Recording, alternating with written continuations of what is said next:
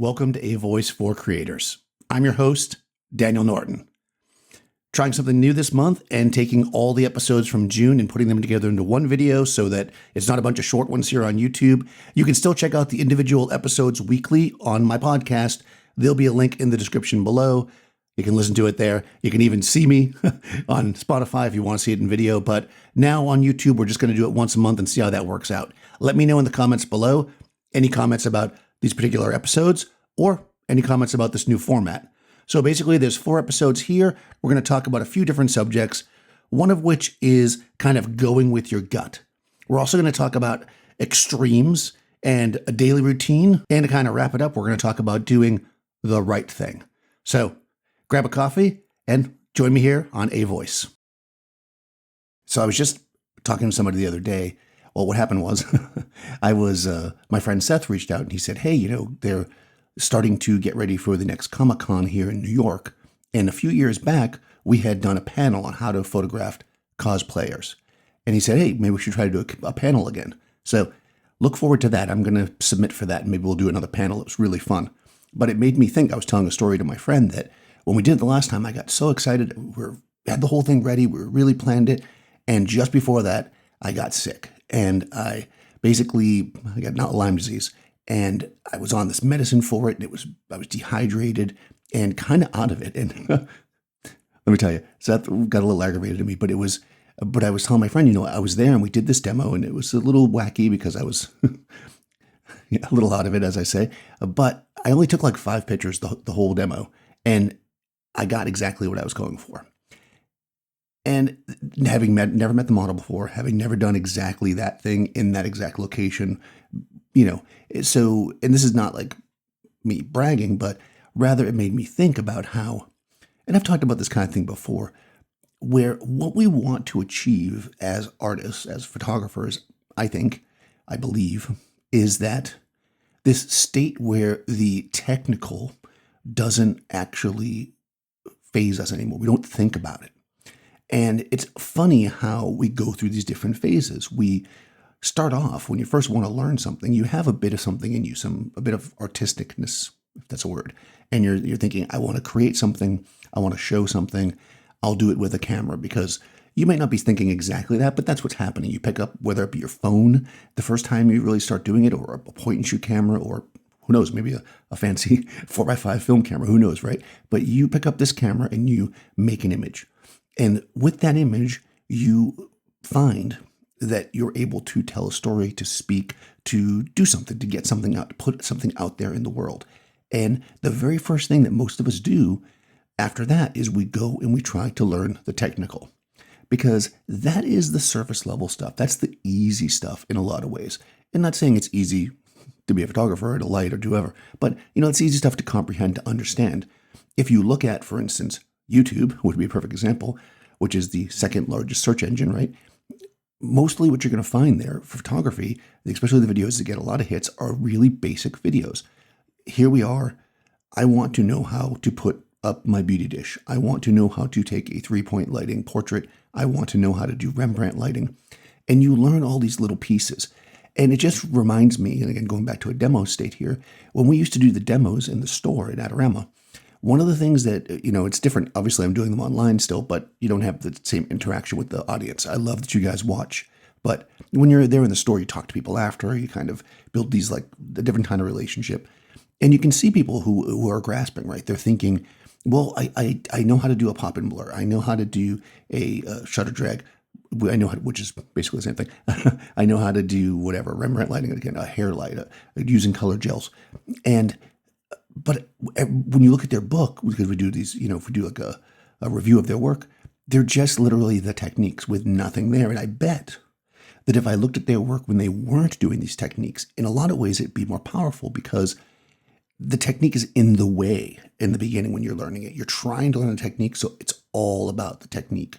But when we move past that, when we get to this next level where the technique is just something in our pocket that we can pull out that will help tell our story, then we almost go back to where we started, where we're able to create images that we want to put out there that will tell the viewer what we want to say, or show the viewer as it would be. Now, how they interpret that, that's a whole other thing, maybe another podcast. But The idea being that what come around full circle is that I was telling the story about this, and then I also was remembering, and this is why I decided to talk about it today, when I was a photo assistant years ago, a similar thing happened. We were on this big job. We used to photograph the advertising for various cruise ship lines. So not the people on the cruise ship that are the photographers. We met a lot of really cool photographers on the cruise ships, great people. But anyways, we were shooting the ads, right? So we'd go there with models and set up the fake dinners and all that. And one of the biggest shots, most complex shots we had to do was happening. And the night before, the photographer got food poisoning. And they could barely stand. I mean, they were drinking water. They were completely out of it. But they had enough in them to be able to express to us what they wanted to create. And we were able to put the lights where they needed to be, again, because the technical was not a thing. And they were able to get from the subjects what they wanted. And the images were amazing. And it's funny to think, of course, we joked about it, like, well, we don't even need you. But the thing is, it was the photographer's vision. It was the photographer's passion, what they had created, what they knew in their head, what they wanted to do, not them physically putting the lights there, not them setting things up.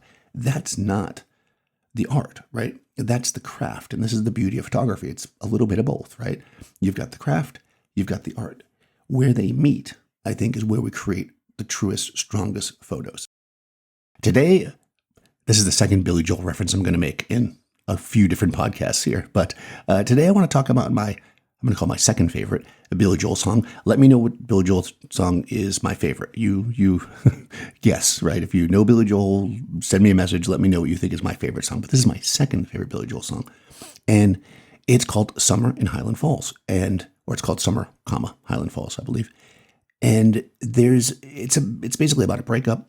Oh, before I get into this, I have a review. So I've been trying to read these reviews. Sorry, I'm catching back up on them. So if you send me, or if you rate or review if you rate it, I can just say 5 stars. If you review the show on probably Apple Podcasts is the best way. There's a link in the show notes to that. I will read it here. So let's take a look. I'm assuming it's a good review. I'm not going to read a bad review. That would be funny though. Fortunately, I haven't got any bad reviews. Thank you so much. Let's get to it. This is from Terry Lee Hammonds from Apple Podcasts. Not just how, but also why. 5 stars. I have been an avid watcher of Daniel's videos on Adorama for a while. I really click with his personality, demeanor, and style, which definitely carries over into the podcast. As with his videos, it's as much or more about why than the how. Most of the ideas or concepts discussed in the podcast relate to any type of creative endeavor, not just photography. So whether you're a photographer, musician, content creator, or anything in between, I would definitely recommend giving this a listen. Thanks, Dan. Well, thank you, Terry. Yeah, that was the original focus. This is one reason why I call it Avoice for Creators. I feel like a lot of the audience are photographers, although let me know if that's not true.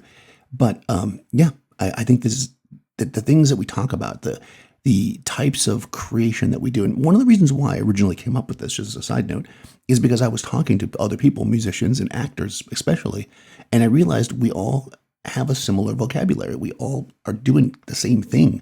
And I realized that a very specific photography podcast would be cool, but one that's more in general would be even cooler, at least I thought. So thanks so much for listening, everybody. And if you want to leave a review, I would appreciate it. Anyways, let's get to the song. So this song is about a breakup, effectively. It's or the realization that a relationship is not working. But that's not necessarily what I want to talk about here. There's just there's a repeated line in it, I guess it's in the chorus, where they talk about how it's either sadness or euphoria. And I think that, well, at least for me, I know that. And I think that for many artists, this is a really interesting way to think about our creative life. It may not go that far up and down, but we are constantly in these ups and downs. And it's something that anybody who actually works for themselves experiences this too. When you have a job, generally speaking, again, huge generalization here. When I worked as the creative director, so I actually had a job, a paying salary job for Adorama for several years, I kind of knew what I was getting into every day, right? Every day was, I don't want to say it was the same, but this was what I did. And this is how I did it. And this is what I got paid. And you create this kind of a level, right? Assuming that you're happy in your work and that you're, not having issues, it creates this kind of smooth travel. Whereas when you are a freelancer or if you're an artist, you often are spiking. You have this creativity, or you have this job, or you have this excitement because something's published, or whatever. You meet somebody new, you get excited, you get a new piece of gear, and then you have these drops where it's like, oh, there's no business. Oh, people aren't liking my work. I'm not getting likes on this video. If you do that kind of stuff, and it's constantly up and down. In fact, if you are somewhere in the middle, you're probably not pushing hard enough, right? Because I think that we want that. We want this up and down. It can be stressful, but it's what drives us, right? It's like a roller coaster. We're trying to get up that hill. We're trying, and then we get there, and it's like, yeah, and then we come down hard, and hopefully with enough momentum that we can shoot back up, though. That's the goal, right? If you go down and you don't come back up, that is a problem. We try not to have that happen. We try to set ourselves up in a way that when we drop, we're going to come back up. We do this great job. I come off after doing one of these Adorama videos, since that was mentioned, and I try to give everything I can for that hour. Although Seth says I don't yell enough, but when I stop, I drop, right? It's super exciting while I'm doing it. I'm super happy to be teaching people, to interacting with you all. The same thing on a regular photo shoot. I got a model in front of me. We're shooting. They leave, and then I sit on my couch and I think, right? You're mentally and emotionally and exhausted, basically. And that is a great feeling when we push ourselves. And this is what we want to strive for in our creativity, I think. Not, I'm kind of doing the thing, but I'm doing the thing. I'm getting into it. I'm fully investing myself in this moment. When I am shooting, that's what I'm doing. I'm not worried about anything else in the world when I'm creating. And when I'm not shooting, I'm worried about everything, right? So this is kind of the sadness and euphoria. And I just think it's really interesting how we have these ups and downs. And I think it's been normal for me. I've talked to a lot of creators. They feel this way. So this is when I'd love to get some feedback. This week, I want to talk a little bit about scheduling your time and being kind of consistent. And I'm framing this around an essay I just read. I picked up this book recently, 101 Essays That Will Change the Way You Think. I'll put a link to it in the show notes, by Brianna Wiest. So this is just the second essay in the book. I'm not that deep into this book, so I'll let you know how it goes. But it's called The Psychology of Daily Routine. And I think it's pretty good because I am definitely a person, I've probably talked about this before, that needs a routine. My mind goes everywhere. And when you're scheduling your time, it's nice to have little chunks of time here, but also doing things consistently helps us build, or at least people like me, build in a very straightforward direction. It allows you to not be lost, as we often can be as artists. We always have so many things going on. We're inspired. We want to jump into it. We want to do this. But there's also this idea that, like, if we just only create when we're inspired, we'll probably almost never create. And if we can't create when we're inspired, that's going to be frustrating. So having some kind of a schedule, having some kind of routine to keep you kind of on base is really good. And I like one of these little bullet points here.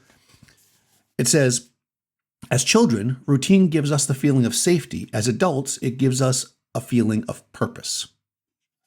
And then she goes on to say, interestingly enough, these two feelings are more similar than you'd think, at least the origin. And I think that's super true.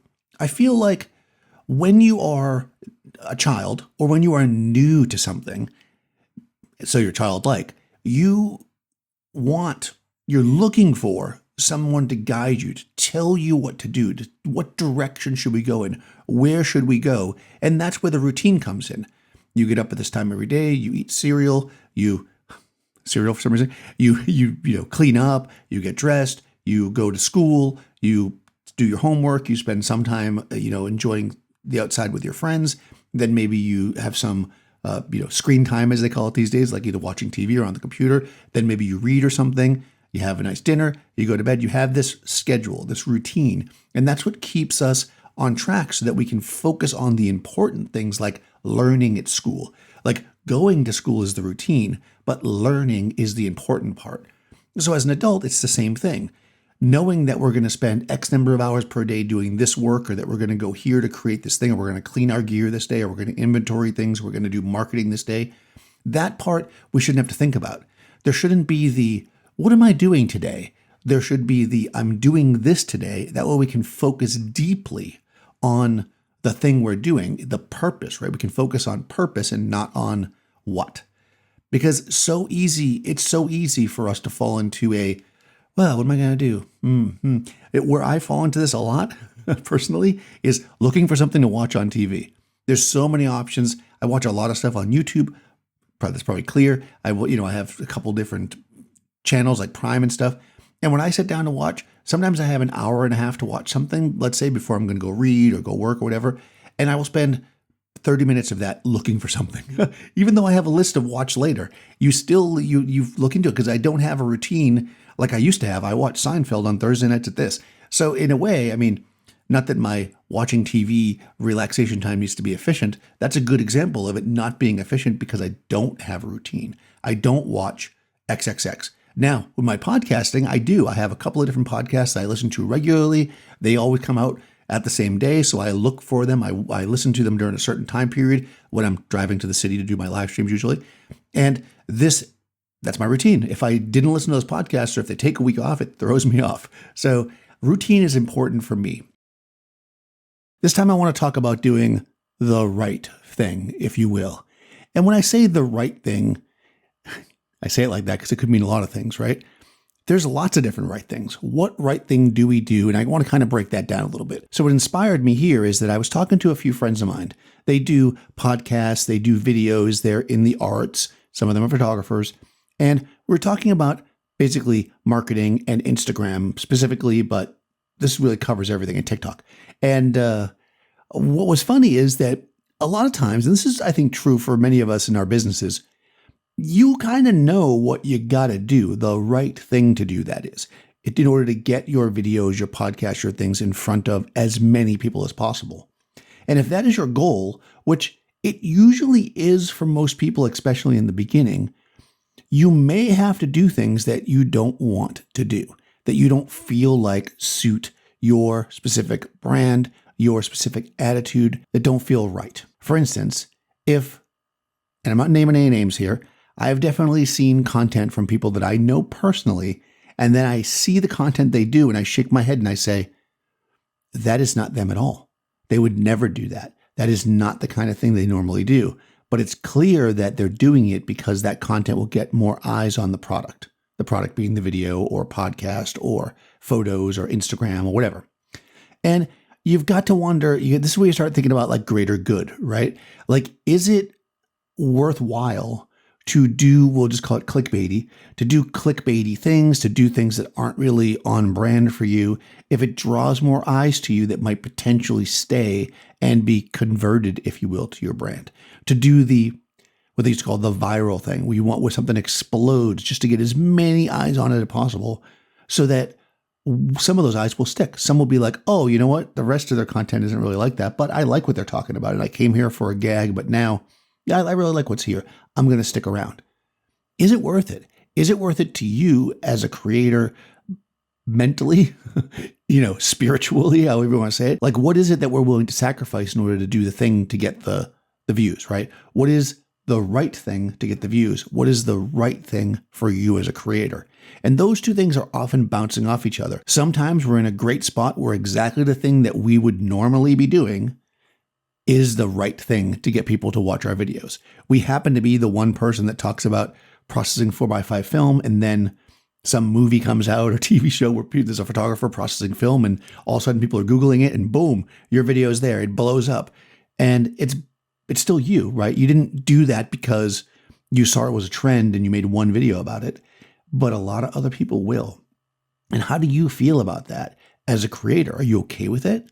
And I'm not making a judgment here at all. You have to judge yourself. Is it something that I would do? And why are we doing this? Why is it as a creator that we even bother? Are we doing it to become famous, to become rich, to become the best, to be able to have bragging rights, to meet certain people, to do certain things? Or are we doing it because there's a drive inside of us that tells us to do it? We're trying to help people. We're trying to improve the world. We're trying to get out what's inside of us. And depending on what your answer to that question is, what you're willing to do will change. And none of us are really as far as we like on one side or the other. Most people are somewhere in the middle. Sure, I want to help people. I want to get people to show themselves creatively. I want people to think about their art, to really elevate themselves. That's my goal.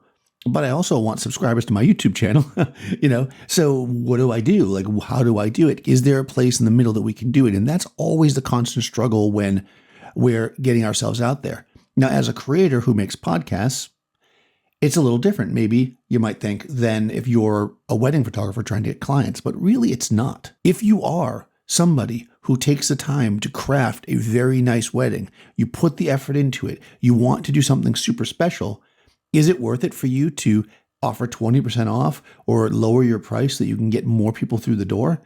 Maybe not. Not if it means you have to sacrifice what you do, either meaning that you have to give a lower quality product, which isn't really you, or you have to make no money and not be able to live off of it. That's not sustainable, right? If you are this photographer that crafts the work and takes the time to do it, and it's worth what you want to charge, you need to charge that. And if people aren't willing to pay it where you're at, then either you're misinterpreting yourself, let's hope not, or you're in the wrong market. When I was younger, I lived in Miami, and I think I talked about this before. And there reached a point where I knew I had exceeded the local market. That is to say that what I wanted to charge, the local market for the most part could not sustain. Where could they sustain it? New York City. How did I do it? Of course, now this would not be a thing, but back then, having a phone number that was a New York area code meant you were in New York, right? People thought that way still. There was a lot of landlines. So I went to New York and I got a cell phone, and being there, they gave me a New York number. I came home. Now I have a New York cell phone. When I call clients, when I talk to them, when I put it on my website, people are thinking, Daniel's in New York. I'm in New York. So is that a little bit underhanded because I'm not really in New York? Yes. But did I need to get up there to get the clients I wanted? Yes. And I wasn't going to compromise my rates, my quality, my style to keep working with clients that were not at the place where I wanted to be. I wanted to be at the New York level. I needed to be in New York. I couldn't move there. I didn't have the funds yet. I didn't have clients. I can't just up and leave, right? So I found a way to do it. It wasn't the best thing. And, people would call me and they'd be like, oh, I have a job. But think about it. If I'm doing fashion catalog jobs, I'm doing magazine jobs, they're typically not trying to hire you tomorrow. So they would just say, are you available these days? And if they sent me a contract or whatever, I would just go to New York, right? And I would stay there as long as I needed to. Sometimes, twice this happened while I was there for about a year and a half. I had this number. They were like, we have this catalog that's shooting in Miami. And I said, well, that's perfect because I'm in Miami right now. Because I was, right? And I ended up and I won't have to charge you travel because I'm already here, right? So there you go, right? I didn't charge them travel when I went from Miami to New York because the expectation was I was supposed to be in New York.